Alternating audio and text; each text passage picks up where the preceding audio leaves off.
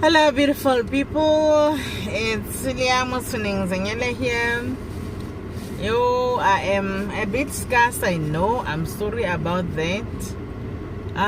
There's just too much that's going on, and a lot that is going on. And my mental health is a bit taking a knock at this time. And it's at the wrong time. For those who do not know, I've been on mental health treatment since 2016.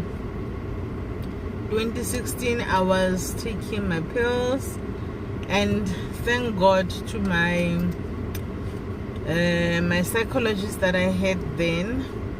She did prepare me emotionally to say, you know what, it's gonna be a while that you need to take this medication, because I was always under an impression that mental health treatment you can just take, and whenever you feel like you are better, you can just say, you can shove it aside and carry on with your life.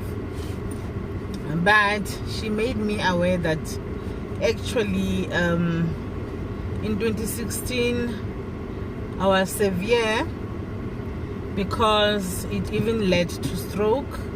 Like I told you in one of the videos that I did suffer stroke. I survived TIA and a stroke in 2016, and then the hospital called a psychologist for me while I came out of the ICU. While I was recuperating in the high care unit, then they called a psychologist to come and see me there, and she started treatment there. And thereafter she recommended that when I left the medical hospital, I should also be going to the mental health facility, which is called Care Cure in Vereeniging. That is a psychiatric unit. I stayed there for weeks, and thereafter then I had to be on treatment for my mental health, for my depression. Actually, I had PTSD, post traumatic stress disorder.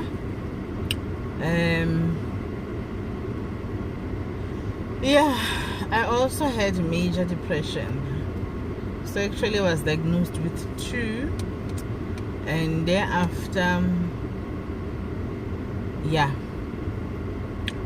life went on with my treatment. I had my treatment.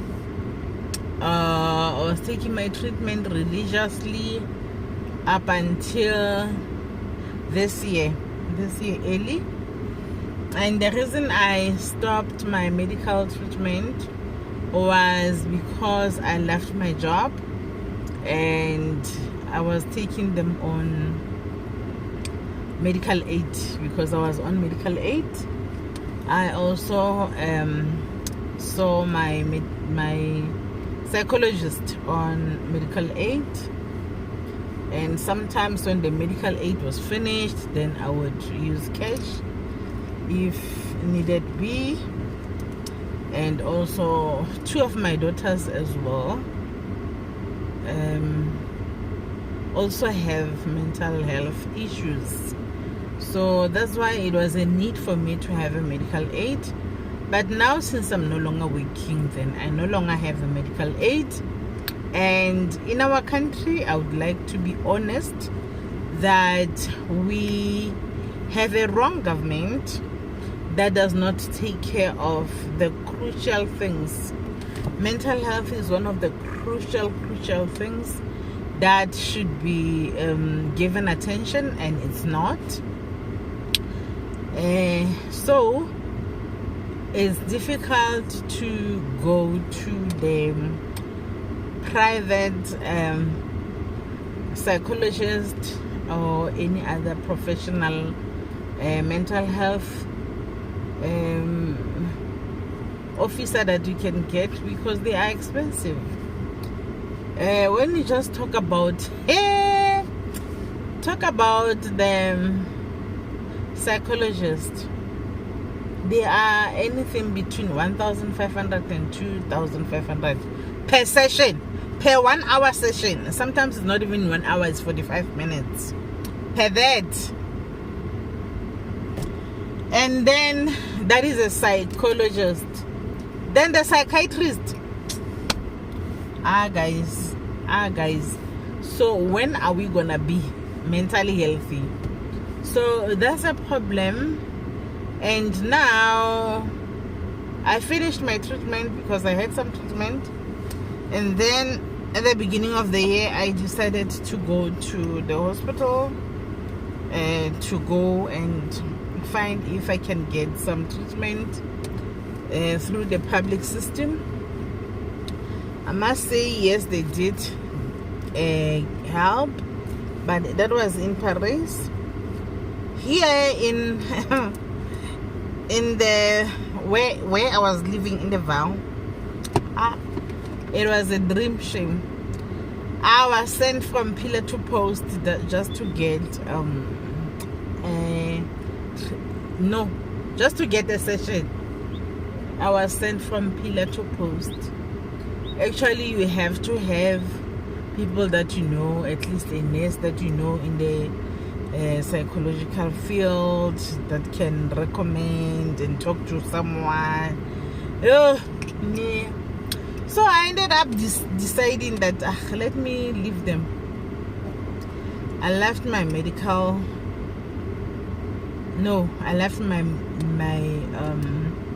mental health pills. I stopped using them because now it was between two things. I need to have cash to go to my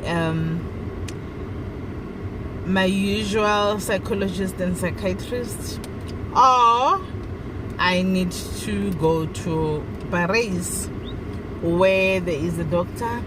Oh, one other thing I remember that discouraged me from going to Paris is that doctor also referred me to another clinic in the township. I decided that it's fine, I'm no longer going there, so I stopped.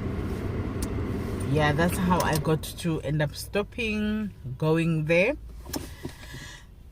and stopping my treatment. So I've been okay without my treatment. I've been fine. Another reason on top of that also felt like that made me feel like I really do need to leave my medical treatment was that the treatment for mental health can make you lose touch with reality. You know, I went through a lot of pain between 2020, 2021. But it's strange that I was not feeling anything. I was numb. Even when the situation was very, very bad, I would want to cry about it, feeling like the only way I should be crying about this so that maybe I can feel better, or maybe I can. I don't know how to explain this, and I would not have tears, and I would feel like I really do need to cry this out so that it can make sense, because some of the things did not make sense, and some of the things I felt like this should not be this way. It's unfair, it's what, but I could not cry. I felt so numb. It's strange that the medications of mental health can affect you to a point where even when you are told about somebody's funeral, that somebody has passed on and what, and that's a person that you love, ne? You know that this person I love, but you would not be crying. Like you'd want to cry for that person so that at least their passing can make sense to you, so that you can move to a state of acceptance, that won't happen. I would not be having tears, and that bothered me, particularly with the things that I went through. guys, and I felt numb. I can't even explain all the feelings that I used to feel, but they were not natural. If you're feeling numb, but you know that, okay, this is natural, it's fine. But knowing that you are feeling this way because of this particular medication that you are taking, it's not nice. It's not nice. So I felt like I needed to feel the pain, to feel something about the situation that was going on. So yeah, at last I stopped using my medications, and it was fine. I've been fine, but now, hey, now I feel like, yeah, no, I do need my happy pills now. I really do need my happy pills. I do not have my happy pills. The situation is just bad. It's a lot. I will elaborate later. Like I said, I still don't know what to do, but I think things are taking shape in terms of deciding what to do, particularly with the children. So far, remember, I came here with the children to Messina so that we stay together and see if we are okay with staying here as a family, so that I know that next year was gonna happen. Now here's the problem. My middle child has passed grade 11. She's going to matric next year. That on its own is a dilemma for me. Is it wise to remove a child while she's in grade 12 from the environment that she's used to a new environment where she doesn't know anybody, where there is also a language barrier issue in terms of making friends, in terms of associating with the people in the community anywhere? Such things, I feel like they are going to affect her, whereas matric on its own it's difficult as is. So I wonder if it is a clever move on my side to remove a child in that critical year. The boy is not a problem because he is in grade 5, he's going into grade 6. That would not be a problem for him. The only person that I have a problem with is my daughter. The oldest daughter has got another problem as well. She's a crafty person. She loves doing things, crafts, using her hands. Things like these, things like wool things, earrings, rings, beads, bead bags, and so on. So my worry is, if we come here, there's a problem. Yeah, she does not have the kind of material that she needs for her crafty things. There's no wool. There's no place that sells wool here. There's no place that sells beads here. There's no place that sells these pieces of earrings and what. There isn't. We checked almost everywhere here. There isn't in Messina. The closest we get is in Polokwane. Polokwane is 3 hours away. It's 200 kilometers, but 3 hours away from here. So you understand the dilemma. That means now she'll have to buy online. If she buys online, that affects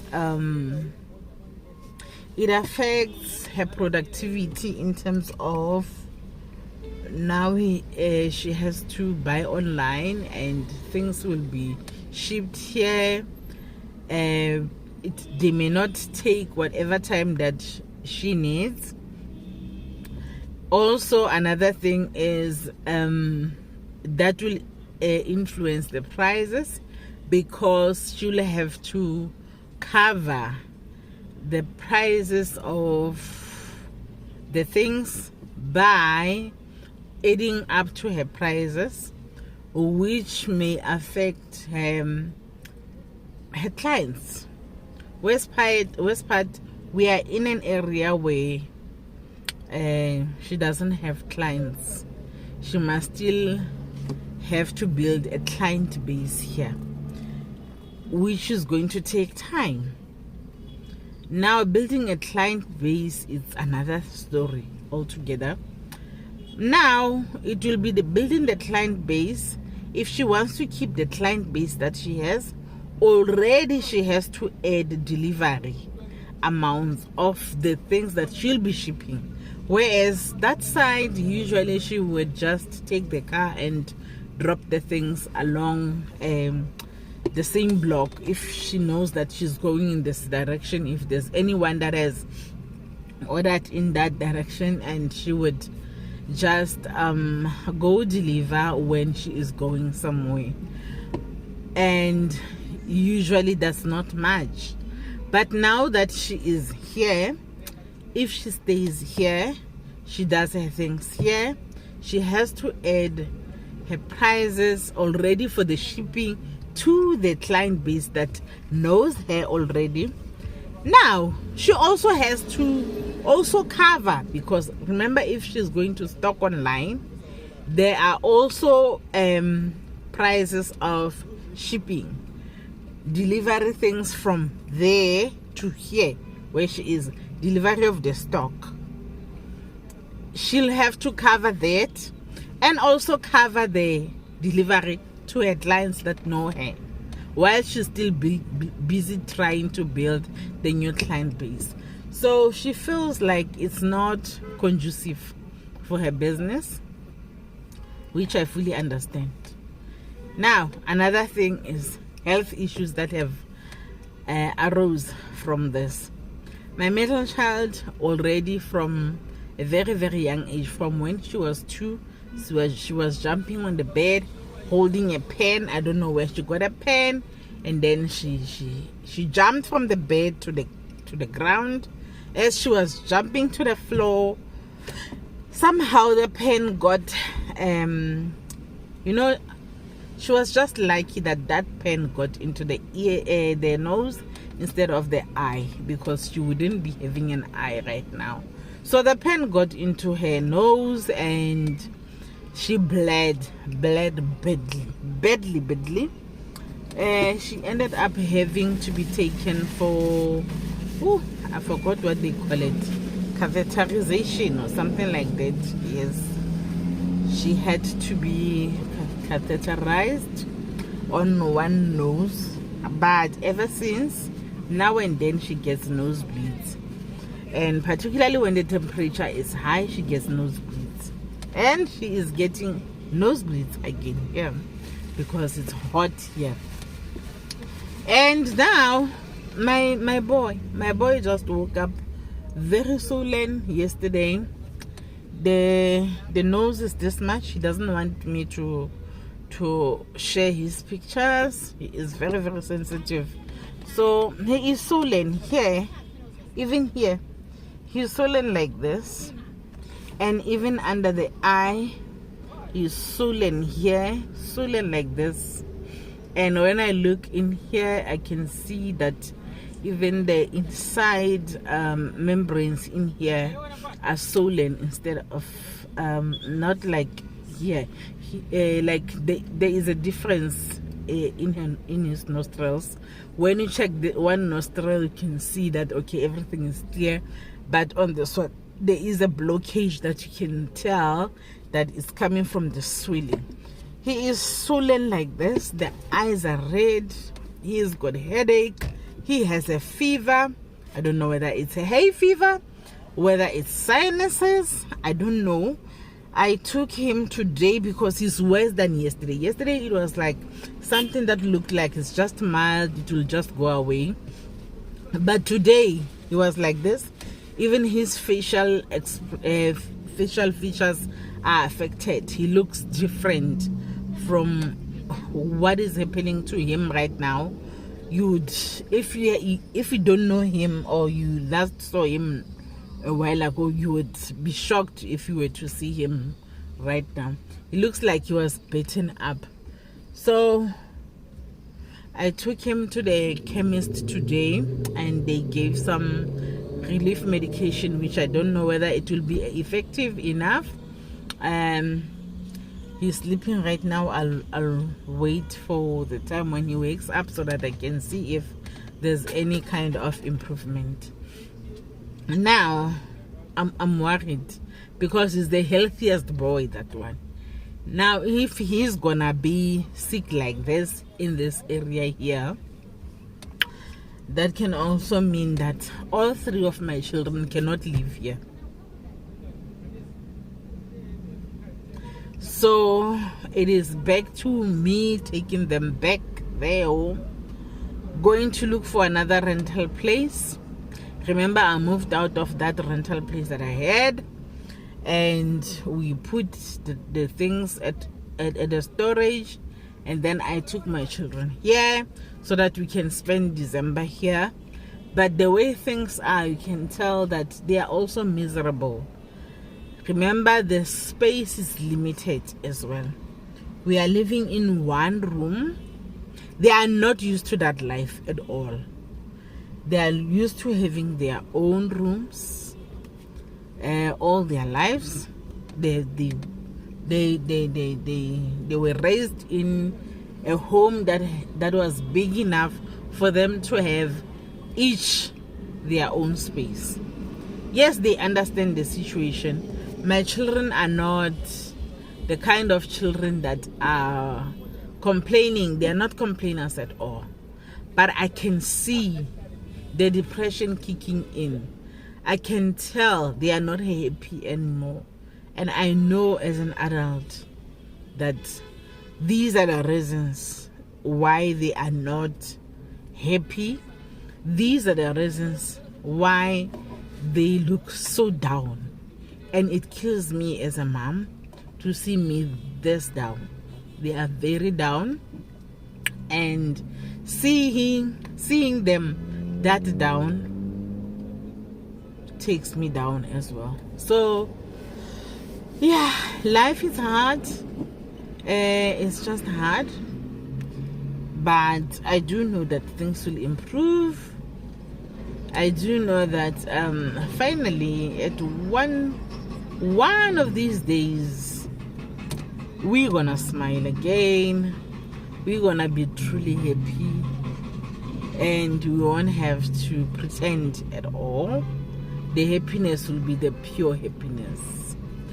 Why am I sharing this? I'm sharing this to assure someone, because I do know that there are other people that are passing through different challenges that may be similar to mine or even worse than mine. But I am saying hang in there. I'm also hanging in here. So one of these days things will improve for us. We will smile. Things will be okay. I'm saying this to show someone that is about to have a dark cloud on their on their head, to say hang in there. If that happens, hang in there. It may happen. It will pass. You are not alone. That's why I'm sharing my story. It's because I do not want a pity party. No, I don't want a pity party, but some words of encouragement can do there and there. Not a pity party as such, but it's good to know that there are other people that have gone through similar things, and they did successfully get way out of such situations. And I also like to have someone passing my video one day, even if it will be a 1-year-old video by then, or whatever time, to say, yo, this woman passed this situation at one time. And also, I also want to go back to this video one day and watch it, look at it, and remember how it felt like. And by then, it would be a thing of the past.